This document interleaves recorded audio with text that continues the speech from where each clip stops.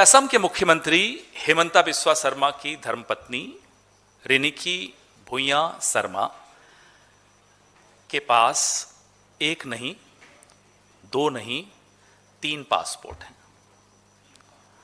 तीनों passport living passports हैं, expire नहीं हुए हैं। आपको ये दिखा रहे हैं हमारे साथी। ये जो गोल्डन कार्ड है, ये यूएई का गोल्डन कार्ड है, United Arab Emirates, Abu Dhabi.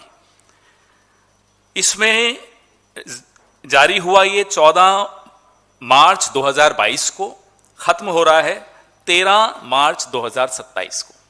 Number 2, Antigua बारबुदा एक देश है, Bhuiyan Sharma Riniki,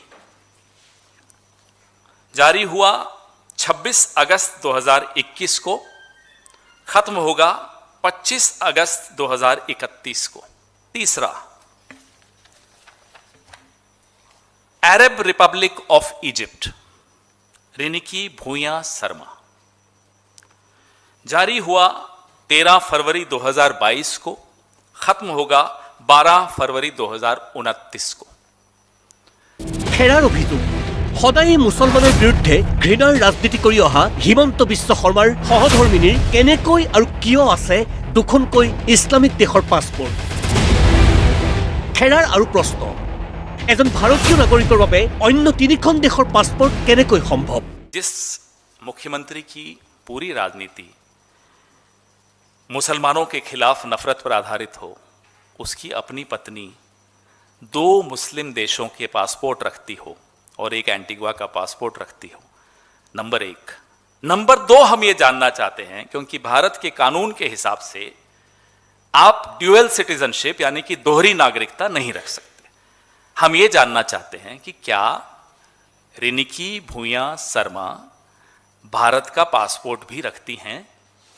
is she a citizen of India also? Because we have shown you 3 passports. One is the golden pass of UAE, Abu Dhabi, issued in Abu Dhabi. It is a living document, not an expired document. Number 2, Egypt, living document, living passport, not an expired passport. Number 3, Antigua Barbuda, living passport, not dead, not expired. How can an Indian national have 3 passports of 3 different countries? Himanta Biswa শৰ্মাক কেন্দ্ৰীয় গৃহমন্ত্ৰী অমিত শ্বাহৰ তুলনীয়া পুত্ৰ আখ্যা দি দেশৰ গৃহমন্ত্ৰীৰ পৰাও বিচাৰে স্পষ্টীকৰণ, দাবী কৰে SIT। क्या अमित शाह जो गृह मंत्री हैं, और सुनते तो हैं, पूरा देश ये जानता भी है कि हेमंता बिस्वा शर्मा अमित शाह के दत्तक पुत्र हैं। He is like an adopted son of Amit Shah. Jay Shah से जितनी वो मोहब्बत करते हैं, उसने थोड़ी सी कम हेमंता बिस्वा शर्मा से करते हैं। और क्या देश के गृह मंत्री को यह जानकारी थी कि उनके दत्तक पुत्र की पत्नी यानी कि उनकी दत्तक बहू 3 पासपोर्ट्स रखती है? Egypt, Abu Dhabi, Antigua Barbuda. गृह मंत्री जवाब दें कि क्या वो इस पे SIT बिठाएंगे, क्या जांच करवाएंगे। 8 अगस्त 2022 को इशू हुई है टाइटल डीड, जो आप सामने देख रहे हैं। इसमें सारे डिटेल्स हैं। Property type hotel rooms, Al Barsha South 4th, plot number 397, municipality number 681-1269, building number 1, ये property number 224, floor number 2, parking, ये सारे डिटेल्स आपके सामने हैं। नीचे आइए, owners number and their shares. M group, Riniki Bhuyan Sharma. এতিয়া শুনক আৰু চাওক বিলাসী ফেটৰ তথ্য। Property type flat, Al Barsha South 4th, ये सारे म्यूनिसिपैलिटी नंबर, बिल्डिंग नंबर, ये सब कुछ। ओनर्स पे आ जाइए, M ग्रुप, रिनिकी भुइयां शर्मा। आप कहेंगे साहब ये तो प्रॉपर्टीज हैं विदेश में, तो क्या हो गया, कई लोग रखते हैं। हाँ, रखते हैं, लेकिन वो लोग अगर चुनाव लड़ते हैं या उनकी पत्नी या पति अगर चुनाव लड़ते हैं, तो अपने एफिडेविट में तो लिखते होंगे, दिखाते होंगे। उनका एफिडेविट देख लीजिए, ये सब मैं आपको भेजने भी वाला हूं। एफिडेविट में दुबई की इन दोनों प्रॉपर्टीज का जिक्र क्यों नहीं है? हेमंता बिस्वा शर्मा जी, क्या रिनिकी भूया शर्मा आपकी पत्नी है? या आप उस पर भी इनकार कर देंगे? है ना? है तो आपने अपने एफिडेविट में जहां स्पाउस की प्रॉपर्टीज दिखाई हैं, एसेट्स दिखाए हैं, why have you not shown these two properties of Dubai in your affidavit? एक बहुत बड़ा खुलासा और है। मैं आपके सामने state of Wyoming, US, America, आप अपने मोबाइल पे भी ये डाल सकते हैं, ये सामने देखिए स्क्रीन पर जो आपको दिख रहा है, ये रिनिकी भूया शर्मा एसेट कलेक्टिव एलएलसी नाम की कंपनी है। ये देखिए, हमने ऐसे वेबसाइट पे जाके वेरीफाई किया कि क्या ये कंपनी है। जी हां है, व्योमिंग में है। ये उसका एड्रेस है और उसमें कौन कौन मेंबर है वो आपके सामने है। मेंबर है रिनिकी भूया शर्मा नंबर 1, नंबर 2 रिनिकी भूया गैप शर्मा 2, तीसरे पे एच रिंकी नंदी एलएलसी। अब ये एच कौन है? हेमंता। रिनिकी कौन है? हेमंता जी की धर्मपत्नी। और नंदी कौन है? नंदिल उनका बेटा है, जिसका NANDI इन्होंने उसमें डाला। पति, पत्नी और सुपुत्र, तीनों के नाम से ये एलएलसी व्योमिंग में है। अब जो मैं बोलने वाला हूं, मुझे बोलने से पहले पानी पीना पड़ेगा, क्योंकि मेरा हलक बार बार सूख जाता है जब भी मैं ये पढ़ के बोलता हूं। मेरी टीम भी हैरान हो गई थी। ये minutes of annual meeting of the members of Riniki Bhuya Sharma asset collective LLC. एक लाइन पढ़ता हूं। Adoption of budget. Resolved that the company adopts $, गिनना शुरू करना। हाँ, गिनो गिनो, उंगलियों से गिनना पड़ेगा। उंगलियां यूं नहीं, यहां से 1 में 3, ठीक है? 3, 4, 6, 7, 8, 9, 0, 1, 2, 3 $, यानी कि 3,467 crore $। ये इस कंपनी का बजट एलोकेट हुआ। The floor was open for discussion about the plan of business. अब क्या बिजनेस करेगी साहब ये कंपनी? That the company adopts the Rinki Bhuyan hotels for the coming year. Hotels बनाने की इनकी वहां प्लान है। ये मैं नहीं बोल रहा, ये कंपनी का एनुअल मीटिंग जो होती है मेंबर्स की, ये वो बोल रहे हैं। বিধায়ক দিগন্ত কলিতা ডাঙৰীয়া, আপোনাক ক'ব বিচাৰিছোঁ, আপোনালোকৰে চৰকাৰ গঠন কৰিছে, সংখ্যাগৰিষ্ঠ আপোনালোকৰে আছে। আমিও আশা কৰিছোঁ যদি পাৰে এইবাৰ আপোনালোকেও এখন আইন আনক, মুছলমানে মছজিদত নামাজ বন্ধ কৰিব লাগিব। নামাজ মানে মাইকত লাউড স্পীকাৰ বন্ধ কৰিব লাগিব। কৰি দেখুৱাওক, আপোনালোকে কৰি দেখুৱাওক, আমিও চাওঁ। আমিও আপোনালোকক ৱেলকাম জনাইছোঁ, আমি ধন্যবাদ জনাইছোঁ আপুনি এই বিষয়টো উপস্থাপন কৰাৰ বাবে। মাইকত আজান কিয় দি কি বুজাব বিচাৰে আমিও চাওঁ। পাৰিব আপুনি? আপোনালোকৰ চৰকাৰখনে পাৰিব নেকি? এইটো এটা কেৱল মাত্ৰ TRPৰ কথা, আৰু এটা হৈছে আমাৰ মানুহখিনিক মূল কথাবোৰৰ পৰা বিপথে পৰিচালিত কৰি এই হিন্দু মুছলিম এই কাৰবাৰটো যে কৰি থাকিব লাগিব, তাৰ এটা এজেণ্ডা হয়। তাতকৈ ডাঙৰ কথা নহয়। আমিও ভাবোঁ আপোনালোকে যদি কামটো মুখত কৈছে, কামত নকৰে, আপুনি যদি কৰি দিয়ে, তেতিয়া আমি আপোনাক আমি বাহবা দি আমি বাতৰি পৰিৱেশন কৰিম যে আপোনালোকে কৰি দেখুৱালে। আজান কিয় দিয়ে? হয়, আজান হয়তো সেইটো কাৰণেও দিব পাৰে যে যিসকল মানুহ বিভিন্ন কৰ্মৰাজিত ব্যস্ত থাকে, তেখেতলোকক হয়তো সেই অকণমান সময়ৰ বাবে আল্লাহৰ প্ৰতি যাতে আকৰ্ষিত কৰিব পাৰে, বা মছজিদলৈ আহিবলৈ এটা জাননীও দিয়া হ'ব পাৰে। সকলো ধৰ্মৰে নিয়ম নীতিবোৰ বেলেগ বেলেগ। আমি প্ৰতিটো ধৰ্মকে সন্মান কৰিম বুলিহে, বা আমি সকলোৰে বাবে সহিষ্ণুতা প্ৰদৰ্শন কৰিম, মৰম প্ৰেম ভাতৃত্ববোধ ৰাখিম, এই এনেকুৱা ধৰণেহে সংবিধানৰ শপতবোৰ ল'ম। আপুনি বিধায়ক হিচাপে শপত লোৱাই নাই, তাৰ আগতে আপুনি অন্ত কৰিলে। আপোনাৰ নামটো দিগন্ত। দিগন্ত মানে কি? এটা পোহৰ বিলাব, নতুনৰ সৃষ্টি হ'ব। কিন্তু দিগযুগ অন্ত মানে দিগন্ত। আপুনি পোহৰ বিলোৱাৰ আগতে আপুনি অন্ত কৰিয়ে পেলালে। হিন্দু মুছলিমৰ ৰাজনীতিৰ 5টা বছৰ আৰম্ভণি গুৰুঘাট মাৰোঁতে, গুৰুঘাটতে আপুনি আৰম্ভ কৰিলে হিন্দু মুছলিম এই বস্তুটো আৰম্ভ কৰিলে। উন্নয়নৰ কথা পাতকচোন, শিক্ষাৰ কথা পাতকচোন, মূল্যবৃদ্ধি কিয় হৈছে, কেনেকেনো কমিব, নতুন নতুন কি কাম কৰিব পাৰি, চাকৰিকেইটাৰ বাহিৰে নিবনুৱা সংস্থাপনৰ মাইলৰ খুঁটি কেনেকৈ স্থাপন কৰিব পাৰি, সেইবোৰ কথা পাতকচোন। কিয় নাপাতে আপোনালোকে? আমি আপোনালোকক লৈ বহুত আশা কৰোঁ আপোনাক কেৱল মাত্ৰ হিন্দুৱে ভোট দিয়া নাই মুছলমানেও ভোট দিছে শিখে দিছে বঙালীয়ে দিছে সকলোৱে দিছে আপুনি সকলোৰে নেতা আপুনি হিন্দুৰ নেতা বুলি ক'ব নোৱাৰে নহয় যিজন প্ৰতিজন সন্মানীয় ভোটাৰক আপুনি সন্মান কৰিব লাগিব গতিকে প্ৰতিটো ধৰ্মক সন্মান কৰাটো আমাৰ দায়িত্ব কেৱল মাত্ৰ কিবা এটা কথা টিআৰপিৰ বাবে ক'ব লাগে কাৰণে কৈ নিদিব নামটোৰ অকণমান সন্মান ৰাখিলে ভাল ব্যক্তিগত সম্পৰ্ক আপোনাৰ লগত ভাল কিন্তু যিটো যুক্তি সেইটো কিন্তু ক'বই লাগিব মই কৈ যাম বিধায়কসকলক উদ্দেশ্যি কেইটামান কথা ক'ব বিচাৰিছোঁ আপোনালোকে শপত গ্ৰহণ কৰাই নাই আপোনালোকে আৰম্ভ কৰিলে হিন্দু মুছলিমৰ ৰাজনীতি আৰম্ভ কৰিলে আপুনি সমষ্টিটোৰ কথা আপুনি জনসাধাৰণৰ কথা মূল্য বৃদ্ধিৰ কথা কিয় হৈছে কেতিয়া কমিব কি কাম কৰিলে কমিব বা নিবনুৱা সংস্থাপনৰ মাইলৰ খুঁটি কেনেকৈ স্থাপন কৰিব পৰা যাব এই কথাবোৰত আলোকপাত কৰাৰ পৰিৱৰ্তে আপোনালোকে বিধায়ক হিচাপে শপত গ্ৰহণ কৰাই নাই আপোনালোকে আৰম্ভ কৰিলে হিন্দু মুছলিমৰ ৰাজনীতি কোনে দিনটোত কেইবাৰ আজান দিব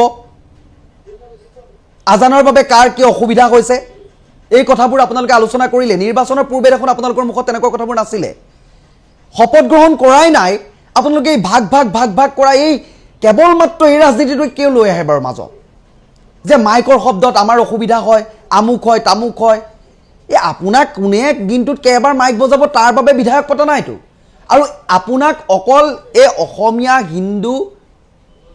হিন্দু মানুহে ভোট দি জিকোৱা নাই আপোনাক হিন্দু মুছলিম শিখ ইছাই বঙালী চবেই দিছে যোনে যেনেকৈ পাৰে আপোনাৰ সমষ্টিটোতো সকলো ধৰণৰ মানুহ আছে আপোনাক যিসকল ভোটাৰ ৰাইজ আছে তাৰ ভিতৰতো সকলো আছে সকলোৱে আপুনি সংবিধানৰ শপত কি বুলি খাব যে মই ভাৰতৰ ন্যায় কানুন সমমৰ্যাদা সকলোকে সমদৃষ্টিৰে সকলো ধৰ্মৰ প্ৰতি মই সহিষ্ণুতা সকলো ধৰ্মৰ প্ৰতি মৰম প্ৰেম এইবোৰ বুলি আপুনি শপত খাব তাৰপিছত আপুনি শপত খাবলৈ পোৱাই নাই তাৰ আগতে আপোনালোকে গুণ বখানিবলৈ আৰম্ভ কৰিলে মানে সেই শপত খোৱা সময়খিনিত আপোনালোকৰ মগজটো কি বেলেগ জেগাত থৈ আহে নেকি তাৰ পাছত যে আপোনালোকে অকল ঘৃণাৰ ৰাজনীতিটো বিয়া পাব লাগে উন্নয়নৰ কথাবোৰ আপোনালোকে নাপাতে কেৱল মাত্ৰ ইয়াত আনি ব্যস্ত কৰি দিয়ে এটা ধৰ্মক আঘাত সানিব পৰা কথাবোৰ কিয় ক'ব লাগে আজিৰ দিনটোত দেখিলোঁ দিগন্ত কলিতা নামৰ যিজন বিধায়ক তেখেতে কৈছে বোলে আজান কিয় দিব লাগে আমিওতো ভগৱানক বিচাৰোঁ আমিতো টেটুফলা চিঞৰ নামাৰোঁ মই তেখেতক ক'ব বিচাৰিছোঁ আমি যেতিয়া 7 দিন 7 ৰাতি অখণ্ড ভাগৱত পাঠ কৰোঁ তেতিয়া আমাৰ ওচৰে পাজৰে যিসকল মুছলমান মানুহ থাকে এই 7টা দিন তেখেতলোকে কি অস্বস্তি নাপায় নেকি সকলো ধৰ্মৰ প্ৰতি মৰম শ্ৰদ্ধা প্ৰেম এইবোৰ যদি আপোনালোকৰ নেতৃত্ব গুণ নাথাকে যদি সমস্যাৰ আজি হৈছে চৰকাৰ আপোনালোকৰ সিদ্ধান্ত আপোনালোকে লওক আপোনালোকে সেইবোৰ বন্ধ কৰাৰ ব্যৱস্থা কৰক পাৰিব কেৱল মুখত যে কেৱল টিআৰপিৰ বাবে আপোনালোকে এইবোৰ কথা ক'বলৈ পাৰিব নেকি আপোনালোকে এই আজানৰ এই মাইকগীতা বন্ধ কৰিব আমিও চাওঁ এইবাৰ আপোনালোকক কৰক মাইকগীতা এবাৰ বন্ধ কৰি দেখুৱাওক দিগন্ত কলিতা ডাঙৰীয়া আপোনালোকৰে চৰকাৰ কৰকচোন আইন এখন আনক যে মুছলমানৰ মছজিদত তেতিয়া আৰু এইটো হেৰি নাথাকিব যদি আইনখন আনে মাইক বন্ধ কৰিব লাগিব মাইক বন্ধ কৰি দিব তেতিয়া আৰু আপোনালোকে আৰু মিডিয়া আগত এইদৰে আজান দিয়াৰ কাৰণে এই মন্তব্যটো অন্তত কৰিব নোৱাৰিব আমি উন্নয়নৰ কথাবোৰৰ পৰা আঁতৰি আমাক ৰাইজক অতৰাই বিপথে পৰিচালিত কৰি ছাত্ৰ ছাত্ৰী উন্নত শিক্ষা ব্যৱস্থাৰ কথা নাপাতি মেডিকেলৰ কথা নাপাতি নিবনুৱা সংস্থাপনৰ মাইলৰ খুঁটি কেনেকৈ স্থাপন কৰিব পৰা যাব কেৱল চাকৰিকেইটাই নহয় বেলেগ বেলেগ কামৰ জৰিয়তেও কেনেকৈ কি কৰিব পৰা যাব সেইবোৰ কথা আপোনালোকে সদনত নতুন মন্ত্ৰীসভা হ'ব নতুন চৰকাৰ হৈছে কেবিনেটত যিসকলে স্থান পাইছে তেখেতলোকে পাইছে মন্ত্ৰিত্ব যিসকলে পাব তেখেতলোকেওতো কামখিনি কৰিব লাগিব তেখেতলোকে নতুন নতুন চিন্তাৰে বেলেগ এটা দিগন্তৰ সূচনা কৰকচোন আপোনাৰ নামটো দিগন্ত আপুনি নতুন দিগন্তৰ সূচনা কৰক এই আৰম্ভণি কৰিয়ে আপুনি দিগন্তৰ সূচনাটো বাদেই দিছোঁ আপুনি অন্তই কৰি পেলালে দিগযুগ অন্ত দিগন্ত তাৰ পৰা আপুনি দিগন্ত ফুলিবলৈ পোৱাই না অন্ত হ'লেই কিয় নামটোৰ অকণমান মৰ্যাদা ৰাখক বিধায়ক হিচাপে আপোনাৰ লগত মোক এটা ব্যক্তিগত সম্পৰ্ক আছে ভাল সম্পৰ্ক কিন্তু তথাপিও ভুলটো ভুলেই হয় আপোনালোকক বহু আশা কৰি মই আকৌ কৈছোঁ সমষ্টিবাসীয়ে ভোট দিছে সকলোৱে দিছে হিন্দু বঙালী মুছলিম অসমীয়া সকলোৱে লগ খাই ভোট দিছে গতিকে আপুনি কাৰো এজন নেতা নহয় কাৰোবা হিন্দুৰ নেতা মুছলমানৰ নেতা নহয় এনেকুৱা নহয় গণতান্ত্ৰিক এখন দেশত আপুনি সকলোকে পৰিচালিত কৰিম বুলি সংঘবদ্ধভাৱে নেতৃত্ব প্ৰদান কৰিম বুলি নেতা হৈছে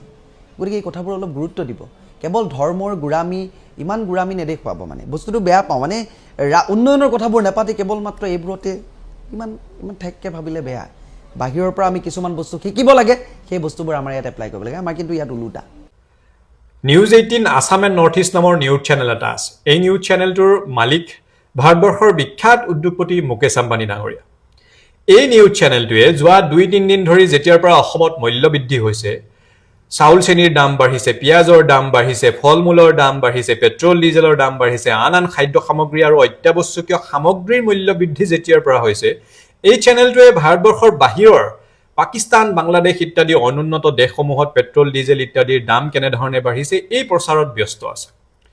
এটা কথা সকলোৱে জানে যে ভাৰতবৰ্ষৰ সন্মানীয় প্ৰধানমন্ত্ৰী ডাঙৰীয়াৰ প্ৰিয় বন্ধু হৈছে মুকেশ আম্বানী নাইবা গৌতম আদানী ডাঙৰীয়া। গতিকে এওঁলোকৰ কাৰণে যোৱা 12টা বছৰত প্ৰধানমন্ত্ৰী ডাঙৰীয়াই কি কৰিলে দেশখনৰ লগত এই কথাও সৰ্বজন বিদিত। গতিকে এওঁলোকৰ চেনেলসমূহে বিজেপিৰ হৈ কাম কৰিবই লাগিব, বিজেপি প্ৰ' মেক্স হিচাপে কাম কৰিবই লাগিব, আৰু 12টা মাহে এই চেনেলসমূহে বিজেপিৰ হৈ কাম কৰে। কিন্তু যেতিয়া জনসাধাৰণে প্ৰকৃতাৰ্থত সমস্যাত ভোগে, মূল্যবৃদ্ধিৰ নিচিনা প্ৰকোপ যেতিয়া আহে, তেতিয়া কমচে কম গণতন্ত্ৰৰ চতুৰ্থ স্তম্ভ হিচাপে বিবেচনা কৰা এইসমূহ চেনেলে কোন মালিক কোন দল পাহৰি জনসাধাৰণৰ সমস্যাসমূহ দাঙি ধৰি চৰকাৰক জবাবদিহি কৰিব লাগে, যাতে চৰকাৰে সেইবোৰ নিয়ন্ত্ৰণ কৰিবলৈ বাধ্য হয়। কিন্তু তাকেই নকৰি যিটো সময়ত জনসাধাৰণৰ মূৰৰ ওপৰত টাঙোন পৰিছে, মূল্যবৃদ্ধিৰ প্ৰকোপে সকলোকে জুৰুলা কৰিছে, চৰকাৰী চাকৰিয়াল আৰু টকা পইচা থকা মানুহখিনিৰ বাহিৰে যিখিনি মানুহে হাজিৰা কৰি খায়, যিখিনি মানুহে আঁচনিৰ ওপৰত নিৰ্ভৰশীল, যিখিনি মানুহে ব্যক্তিগত খণ্ডত কাম কৰি নিজৰ জীৱন নিৰ্বাহ কৰি আছে, সেই মানুহখিনিক মূল্যবৃদ্ধিয়ে কেনেধৰণে জুৰুলা কৰিছে ভোগা মানুহখিনিয়েহে বুজে। গতিকে জনসাধাৰণৰ কমচে কম এই সময়খিনিত এনেধৰণৰ কাম কৰিবলৈ নাপায়। আৰু পাকিস্তান, বাংলাদেশ ইত্যাদিৰতো দৰ্শকে এই চেনেলসমূহ বনোৱা নাই। এই যে আমাৰ সাংবাদিকসমূহ, তেওঁলোকে সাংবাদিক হিচাপে প্ৰতিষ্ঠিত হৈছে, বাঘা সাংবাদিক হৈছে, সকলোৰে জীৱনত উত্তৰণ ঘটিছে, নিউজ চেনেলসমূহৰ দৰ্শক আমাৰ ভাৰতবৰ্ষৰ আৰু অসমৰহে, তাৰ দৰ্শকেতো তেওঁলোকৰ নিউজ চেনেল নাচায়। গতিকে যিসমূহ দৰ্শকে এই চেনেলসমূহ চাই এওঁলোকক প্ৰতিষ্ঠা কৰিছে, য'ত তেওঁলোকে ব্যৱসায় কৰে, য'ত তেওঁলোক ডাঙৰ মানুহ হৈছে, সেই মানুহখিনি আৰু সেই নিজৰ সমাজখনৰ কথা ভাবিব লাগে। আৰু এখন লিষ্ট উলিয়াইছে, কোনে উলিয়াইছে, কি চ'ৰ্চ, ক'ৰ পৰা আহিছে, কোন সংগঠন, একো নাম নাই, কেৱল পেট্ৰল ডিজেল আৰু কেইখনমান দেশৰ নাম লিখা আছে আৰু পাৰ্চেণ্টেজ এটাত প্ৰচাৰ কৰি ফুৰিছে। ইমান অপপ্ৰচাৰ, ইমান প্ৰপাগেণ্ডা। মানুহৰ জ্ঞান বুদ্ধি আৰু বিবেক আছে, মানুহে কথাবোৰ বুজি পায়। মূল্যবৃদ্ধিৰ নিচিনা সংকট যেতিয়া আহিছে, সকলোৱে একেমুখে চৰকাৰক জবাবদিহি কৰিব লাগে আৰু নিয়ন্ত্ৰণ কৰাৰ কাৰণে বাধ্য কৰিব লাগে। সেইটোহে হ'ব লাগে সকলোৰে দায়িত্ব। গতিকে সকলো সময়তে কোন মালিক কোন দলৰ হৈ কাম কৰিব লাগে এই বিষয়বোৰতে যদি ব্যস্ত থাকে আৰু প্ৰতিটো ক্ষেত্ৰতেই যদি জনসাধাৰণক বিপথে পৰিচালিত কৰে, তেনেহ'লে এইখন সমাজ হৈ থাকিবনে বাৰু? গতিকে এইবোৰ কাম নকৰিবলৈ আমি আহ্বান জনাইছো। মূল্যবৃদ্ধি হৈছে, জনসাধাৰণৰ সমস্যা হৈছে, চৰকাৰে সেইবোৰ অনতিবিলম্বে নিৰূপায় কৰি সেইবোৰ কণ্ট্ৰল কৰা, সেইবোৰ নিয়ন্ত্ৰণৰ মাজলৈ আনিব লাগে আৰু জনসাধাৰণক সকাহ দিব লাগে।